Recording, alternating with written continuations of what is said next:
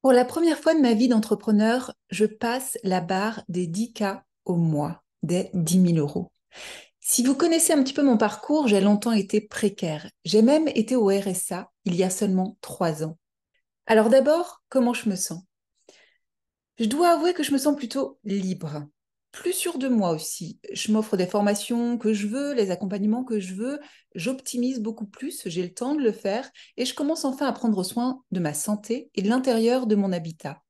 Par exemple, ça peut paraître un peu bête, mais hormis les matelas, je n'ai jamais eu les moyens de m'offrir des meubles. Cette semaine, je me suis offert un bureau. Souvent, on entend, il faut choisir ses clients. À moins de 5 cas par mois, en enlevant les charges, on ne choisit pas ses clients. On n'ose pas. Là, j'ai tellement envie de le faire, surtout pour leur proposer plus de réussite. Alors, comment j'ai fait pour atteindre 10 cas en un seul mois? Qu'est-ce que j'ai appris pour en arriver là? Que dans l'entrepreneuriat, tout a un prix. Que si on s'imagine qu'on peut en vivre sans vendre, sans aller vers ses prospects qualifiés, c'est faux. Nous en parlions cette semaine. Il y a une grosse différence entre la communication et la prospection. La communication te rend plus ou moins visible. Elle t'apporte des clients à moyen et long terme. Et encore, si tu as la bonne cible, la bonne offre, le bon message. Si tu vends déjà beaucoup en somme. La prospection t'apporte des revenus tout de suite. La différence en chiffres. Une page de vente, c'est comme un flyer, c'est 2% de taux de conversion. Un webinaire, c'est 10%. Un appel, une visio en face à face, c'est 33%. Tu veux de l'argent cette semaine? Prends 5 appels. Tu auras un ou deux clients avant vendredi. Si ce n'est pas le cas, tu n'as pas la bonne cible ou pas la bonne offre ou pas le bon message, ou peut-être un peu des trois. Alors continue à rencontrer des prospects pour valider tout ça. La relation de confiance ne se finalise qu'en se voyant ou en s'appelant. Alors oui, je sais, j'ai longtemps eu peur du téléphone, moi aussi. D'ailleurs, encore maintenant, je ne décroche jamais quand on m'appelle à l'improviste. Mais si c'est toi qui proposes et programme les rendez-vous, aucune peur de déranger à avoir et tu as le contrôle de ce qui se passe. Tu décides du moment auquel appeler ton interlocuteur. La peur du rejet? J'ai échangé avec 300 personnes l'année dernière. Je n'ai eu que 2 noms.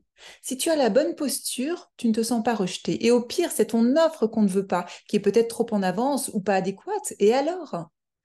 Ce qui m'a aidé aussi à arriver à ce montant de chiffre d'affaires, de ne partir de rien. Je n'avais pas le choix que de réussir. J'étais au RSA, je n'avais plus rien. Et c'est une bonne question à te poser. Si tu as un temps partiel à côté, un conjoint qui répond aux besoins de l'ensemble de la famille, ou si tu touches du chômage ou toute autre aide, tu te confortes avec cela bien souvent. Tu restes dans ta zone de confort. Ou alors tu vas faire des efforts, mais sur des mois, voire des années, alors que l'entrepreneuriat aime la rapidité. Aux États-Unis et au Canada, ils appellent ça le momentum. Cet élan, cet effort intense sur du court terme pour accéder à tes résultats. C'est là que tu dois être si tu veux des résultats. Et je te le souhaite vraiment sincèrement. Nous, les femmes, pensons souvent que la vente, c'est mal, qu'il faut mettre la pression aux acheteurs pour y arriver. Pas du tout. Si tu es à ton compte, déjà une chose, ton premier devoir, c'est de générer du chiffre d'affaires. Ta première compétence, ça devrait être la vente. Alors oui, je sais, on part toutes de très très très loin. Mais tu es ta propre sauveuse. Il n'y a que toi qui iras chercher tes clients, en tout cas au début. Un coach m'a vraiment fait shifter avec ça il y a quelques années. Tu es vraiment ta propre sauveuse. Et surtout, tes clients ont besoin de toi. C'est super égoïste de ne pas les aider. Si tu savais comment j'aurais adoré trouver mon propre accompagnement il y a 15 ans, je n'aurais jamais été précaire. Parce que dans mon accompagnement, nous créons une offre à abonnement, ton offre à abonnement, et c'est cela qui a enfin sécurisé mes revenus il y a bientôt 2 ans. Puis j'ai ajouté un deuxième business avec un autre modèle économique qui accélère ma croissance.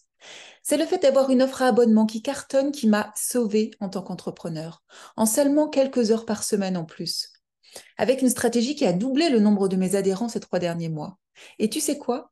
Je n'ai aucun concurrent. En tout cas, ma manière de faire permet d'avoir tellement d'avance sur eux que je suis loin devant. J'augmente mes ventes de manière prévisible et systématique. Mes revenus augmentent tous les mois. Et ce qui est encore plus dingue, c'est que j'ai un moyen simple de vendre encore plus à mes meilleurs clients en leur envoyant d'autres offres.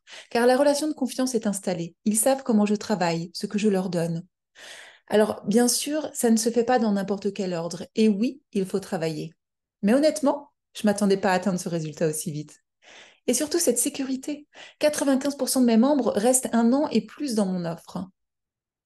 Une année avec un revenu qui est stable au pire et qui augmente au mieux. Imagine-toi ça.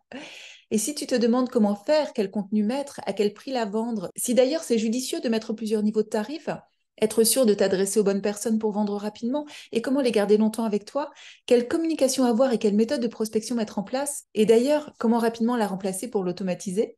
Pas de panique, regarde dans la description, je te mets le lien vers mon groupe privé gratuit pour t'apporter un max de valeur avec des lives et des ressources offertes toutes les semaines.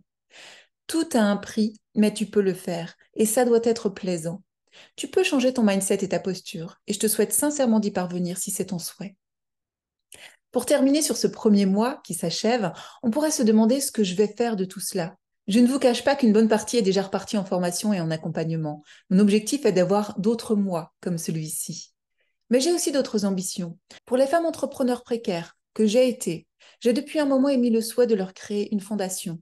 Car quand on est entrepreneur précaire et que l'on n'a plus d'autre choix que de demander le RSA, il nous faut attendre 3 mois avec zéro de chiffre d'affaires. Imaginez une maman solo à son compte, en burn-out, obligée de demander le RSA. Comment fait-elle pour nourrir ses enfants le temps qu'on lui accorde quelques centaines d'euros par mois? C'est ce que j'ai vécu.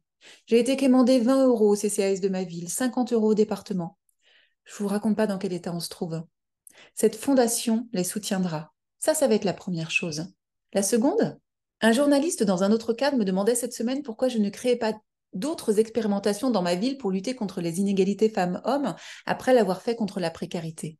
Alors justement, parce que c'est ce qui m'a mise au RSA, je n'avais aucun soutien financier. Si mon business me permet d'avoir les ressources pour expérimenter, ici ou ailleurs, pour innover et changer les choses, alors oui, je vais tout faire pour continuer à gagner 10 000 euros par mois. À toi maintenant de tenter l'aventure. Je t'embrasse.